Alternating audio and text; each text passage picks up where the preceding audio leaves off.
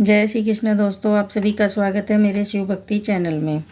आज हम आपसे बात करेंगे कि भगवान विष्णु को सारे संसार का पालन पोषण करने वाला कहा गया है, तो मुझे इस जीवन में किसी बात की चिंता करने की आवश्यकता नहीं है। यदि भगवान विष्णु न होते तो गर्भ में स्थित बालक के जीवन के लिए माता के स्तनों में दूध कहाँ से आता। सृष्टिकर्ता परमेश्वर ही सबका पालन पोषण करता है। ऐसी स्थिति में मनुष्य को किसी बात की चिंता नहीं करनी चाहिए, क्योंकि जो बालक गर्भ में है उसके पालन पोषण के लिए माता के स्तनों में दूध पहले ही उत्पन्न हो जाता है। यदि ऐसा है तो चिंता किस बात की। हाँ, परमेश्वर का स्मरण करते हुए उसके प्रति अपनी कृतज्ञता का भाव स्पष्ट करते रहना चाहिए। चाणक्य ने विद्या रूपी धन को सब धनों में श्रेष्ठ माना है। उनका कहना है कि जिस मनुष्य के पास विद्या रूपी धन नहीं, वह सब कुछ होते हुए भी हीन है। पहले सोचे फिर करे। चाणक्य ऐसा करने की सलाह देते हैं। करने के बाद सोचने का तो कोई अर्थ ही नहीं है।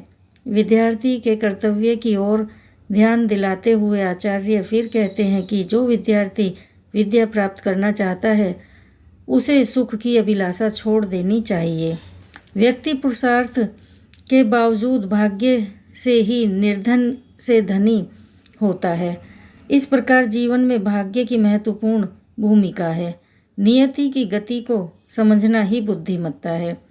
मनुष्य को विद्या रूपी धन प्राप्त करना चाहिए, दानशील होना चाहिए, धर्म से युक्त होना चाहिए, परंतु जिस मनुष्य में ऐसी कोई भी बात नहीं, वह पृथ्वी पर पशु के समान है और भार रूप है।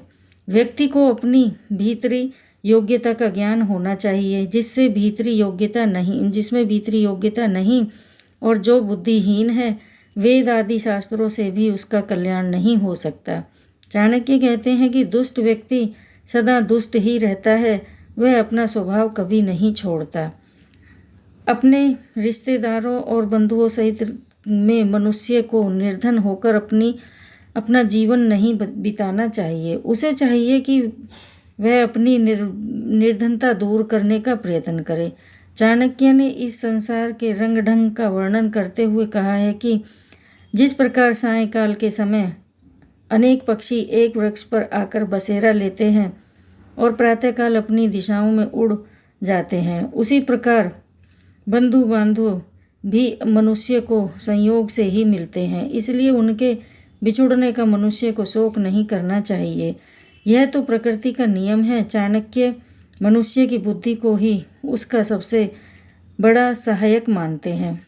उनका मानना है कि जब परमेश्वर ही संसार का पालन करने वाला है तो जीविका की चिंता क्यों। इसलिए हमें अपने कर्तव्यों का पालन करना चाहिए। और अगर आप गरीब हैं तो आपको काम खूब करना चाहिए, धन कमाना चाहिए, ताकि आपका जीवन सुख से बीत सके। धन्यवाद।